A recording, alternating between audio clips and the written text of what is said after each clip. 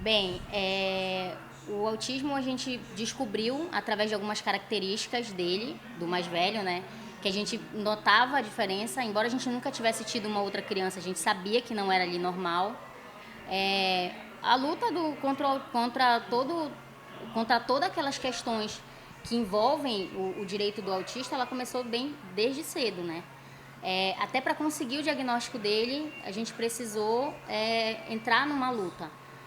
Desde o começo, quando a gente começou a buscar profissionais para trazer esse diagnóstico para ele, a gente encontrou barreiras, né? A gente chegava na sala do pediatra, da fono, e a gente sempre ouvia, não, isso é questão do desenvolvimento. E aí, quando a gente ia até o plano de saúde para questionar, eu queria tentar marcar uma consulta com uma especialista que pudesse falar sobre o autismo com a gente, que fosse um neuro, que tivesse mais essa linha voltada, a gente encontrava barreiras, assim, seja por data para conseguir essas consultas, por tempo de espera. E foi, de fato, o conhecimento do direito que me fez buscar, né? Eu precisei pressionar o plano de saúde para conseguir, primeiro, essa questão de conseguir as consultas. Uma vez com as consultas e com o plano já disposto a passar as terapias com a gente. Por favor, por favor. E, desculpa. A outra confusão que a gente precisou correr atrás dos direitos foi quanto à própria terapia, né? Quando disponibilizada, como ele ainda não tinha diagnóstico, as terapias elas eram muito curtas, eram meia hora, 15 minutos, e num espaço muito distante. E foi mais uma vez a gente questionando, batendo de frente, que a gente conseguiu aumentar esse tempo de terapia e aumentar também a frequência da terapia, né? Mas, de fato, a gente conseguiu um êxito maior quando meu esposo, ele entrou no serviço público, né? Ele passou num concurso e a gente conseguiu um contato maior. Eu costumo dizer até que foi sorte nossa, né? A gente teve sorte porque o período em que a gente vive hoje, o autismo ele está em foco, né? Ele existe. E há um tempo atrás isso era muito mais difícil, mas hoje em dia a gente consegue ouvir falar sobre, a gente vê profissionais que falam sobre, que atendem, a gente vê o município falando sobre isso, o estado falando sobre isso, a gente vê o governo federal apresentando ali alguns tipos de serviços voltados para criança especial. Então foi uma junção ali de sorte, de estar vivendo esse momento com o conhecimento do direito, né? Eu sempre digo assim que a maternidade atípica ela complementa muito a minha área e o fato da minha profissão ela exigir um psicológico ali, uma questão mais de presença, também me ajuda no dia a dia com o autismo. Eu já tive dificuldades, a gente já teve dificuldades sobre exclusão do Heitor, a gente já teve problemas assim com a escola, no ambiente, inclusive da clínica, né? A gente já teve esse tipo de situação. E eu até costumo dizer que o fato de eu ter essa formação, ter a profissão, a gente consegue pensar mais antes de agir. Eu falo que a mãe da criança autista, ela é um pouco advogada.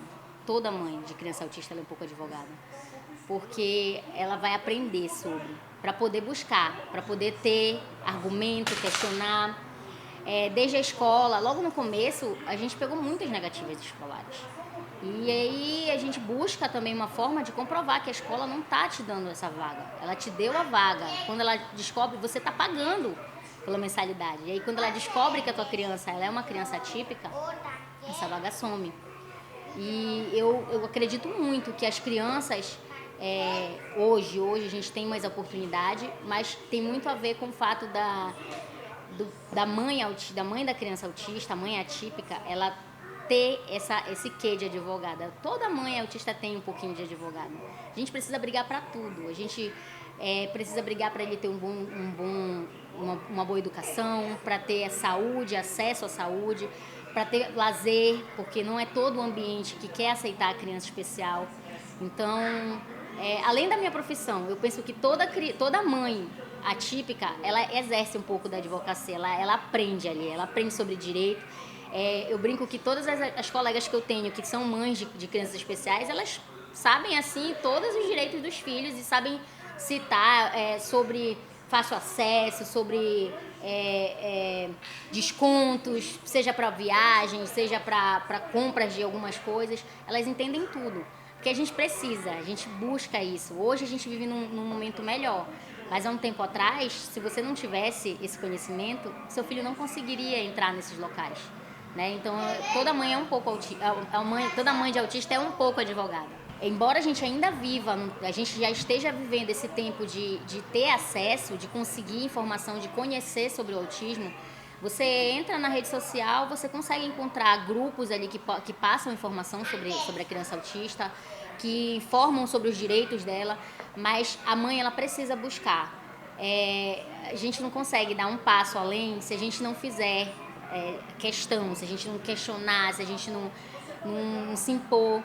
E é essencial o aprendizado, a busca de aprendizado. A gente vê muito curso, hoje em dia a gente tem muito curso que passa isso, passa um ensinamento sobre os direitos que a criança tem, sobre os deveres que a gente como pais de criança especial tem e sobre tudo que todas as obrigações que o Estado tem com essa criança.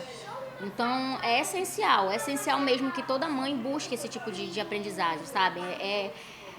Sem esse conhecimento, a gente acaba carente mesmo de suporte. Por todo o conhecimento que a gente ainda tem, eu digo, eu como mãe e advogada, com todo o conhecimento que a gente ainda tem, a gente ainda encontra barreiras, muitas barreiras. Por exemplo, o acesso à educação dele foi através de luta, né? A escola municipal a gente conseguiu com facilidade, por mais incrível que pareça, porque a gente tem essa imagem de que o público ele dá um pouquinho mais de trabalho, mas a escola municipal a gente conseguiu de acesso fácil, né? A inscrição era online, a gente ficou pronto ali, abriu a inscrição, a gente fez a matrícula, mas para ele começar a estudar em outras escolas, a gente pegou negativas, a gente fez documentação, a gente entrou com pedidos. Quanto à clínica também, a gente precisou entrar com pedidos para estender essa quantidade de terapia, a frequência no plano antigo. E agora a gente vai entrar, a gente já está buscando um outro acesso para ele, né? Que na escola dele, embora toda a escola seja muito, muito disposta, a gente tem uma dificuldade na escola dele que é o acompanhante dele, né? Na verdade, não só dele, mas a escola está carente assim, de muitos acompanhantes. Então, eu me dispus, falei com as mães, a gente vai buscar de forma jurídica, porque a gente já tentou administrativamente. A escola já nos mostrou que não parte dela, ela precisa desse suporte de cima para que tenham acompanhantes em sala, sabe? Porque a gente tem também uma outra barreira que a gente encontra na escola, por exemplo, é a disponibilização de estagiários, que às vezes ainda não tem como lidar. E tem a questão de cada criança, ela tem um grau maior de suporte, sabe? O Heitor fala, o Heitor anda, ele sabe dizer quando ele quer ir ao banheiro, mas a escola dele tem crianças que estão no espectro autismo que não conseguem sair, se movimentar, elas não conseguem avisar que querem ir ao banheiro. Então eu vejo muitas mães lá na escola tirando seu dia amanhã para estar com a criança na escola, para que a criança não perca a aula, sabe? Para que ela não perca aquele domínio, para que ela tenha também contato com outras crianças. Então, esse é o próximo passo que a gente vai buscar. Eu já me dispus para as mães da escola, a gente já criou um grupo, a gente já está tentando movimentar isso. A gente não tem um outro acesso que a gente não faz uso por conta do valor que a gente tem ali como renda. Mas a criança no aspecto autismo, ela tem direito ao BPC, né? E é um benefício de prestação continuada que dá esse suporte para a criança, porque a mãe, às vezes, ela não consegue trabalhar, né? Ela precisa estar em casa para estar com essa criança. E o BPC, ele é uma forma, né? É um valor que o Estado ele te dá, o governo ele passa para você como um benefício, sabe? Que ele vai te dar para que você possa estar à disposição do seu filho, para que ele possa ter acesso a uma educação, possa ter acesso a medicamentos, porque são muitos medicamentos. O município também disponibiliza, né? Na verdade, a Secretaria da Saúde, ela também disponibiliza medicamentos para as crianças. Os meninos não se enquadram por conta da questão nós dois, eu e o pai, nós temos profissão, nós exercemos a profissão, nós não se enquadramos, mas muitas mães, elas se enquadram. Eu até também me dispus, a gente faz reunião na escola e é uma coisa que eu acho muito bacana da escola, é que ela põe essa disposição, ela se põe à disposição. E eles fazem reuniões assim para passar essas informações para as mães. E eu já até falei para as mães que elas têm, algumas mães têm direito, sabe? Que a gente eu parei de trabalhar por um ano. Voltei, porque eu precisava me sentir com a profissão que eu escolhi essa profissão, queria trabalhar nela, então eu não estava completa, né? E eu tive esse suporte. Olá, eu me chamo Nayara Barbalho e estou como presidente da Comissão dos Direitos da Pessoa com Transtorno do Espectro Autista da OAB Pará. Em primeiro lugar, é importante considerar que o papel do advogado na garantia dos direitos da pessoa com autismo é, como um operador do direito, fazer com que as legislações do país sejam cumpridas. E existem diversas formas para isso, desde uma atuação extrajudicial, desde uma mediação judicial e, por fim, que o que a gente sempre tenta evitar é uma ação judicial, até por conta da morosidade dos processos no judiciário brasileiro. Nossa comissão atua de diversas formas, desde aquilo que eu penso ser mais importante, que é informar a sociedade, que é informar a população sobre os seus direitos, até demandas individualizadas que nos chegam pelos canais de comunicação da OAB e nós vamos deixar eles aqui disponíveis. Nós entramos em contato com a família, entendemos qual é a situação dessa demanda e encaminhamos desde uma demanda particular, né, que precisa de um advogado, até demandas para órgãos públicos, como o Ministério Público, Defensoria Pública. Então a gente precisa entender caso a caso, mas volto a dizer, eu penso que o papel principal dessa comissão é o papel informativo, porque a maioria das pessoas, elas não conhecem os seus próprios direitos. Inclusive, nos diálogos amazônicos que aconteceu recentemente, nós tivemos presente com um painel que discute as políticas públicas na Amazônia. Então, seja no Conselho Federal da OAB, seja na Câmara Federal, sejam nos órgãos de atuação e construção legislativa, nós atuamos até demandas individualizadas que nos chegam. Hoje, o Brasil é um dos países que mais tem legislações que garantem direitos da pessoa com autismo. Então, seria impossível citar todas as legislações aqui. Eu considero, inclusive, que há um excesso de legislações porque há uma sobreposição de leis.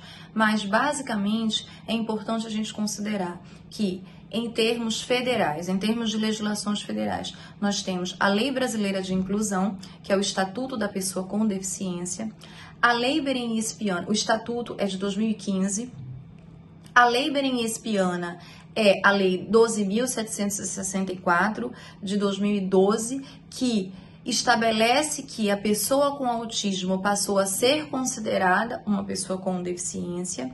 E no estado do Pará nós temos uma referência em política pública, em legislação que garante o direito da pessoa com autismo, que é a Lei 9.061, que cria a política estadual de proteção dos direitos da pessoa com transtorno do espectro autista, baseada em evidências científicas, o que é muito importante na garantia do atendimento da pessoa com autismo, seja na esfera da saúde, da educação, da assistência social, entre outras. Nós temos uma gama de legislações que eu poderia citar, como, por exemplo, a lei que retira, né, que impede que fogos de artifício tenham estampido. Essa é uma legislação relativamente nova, as pessoas nos buscam muito para entender como fazer caso haja um descumprimento dessa legislação. Então é preciso que se faça um boletim de ocorrência, busque o Ministério Público, que denuncie esses crimes, para que essas legislações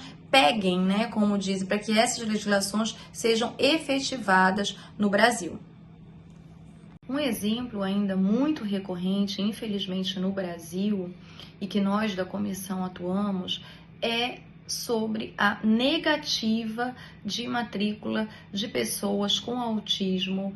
Nós temos isso todo início do ano, recebemos uma demanda muito grande de escolas, principalmente particulares, que negam matrícula sob a alegação de uma cota específica por sala. Essa cota ela é inconstitucional, não há um número específico de pessoas com autismo ou outra deficiência que esteja dentro de uma sala de aula, e nós atuamos no sentido de, primeiro, notifica-se a escola, né, sobre essa negativa, por isso que é importante que as famílias comprovem essa negativa de alguma forma, seja através de documentos, seja através de gravações, para que a gente possa, primeiro, notificar a escola, né, sobre essa má informação que ela está dando, sobre este crime que ela está cometendo, e na reincidência da negativa, nós aí sim buscamos uma alternativa de ação judicial.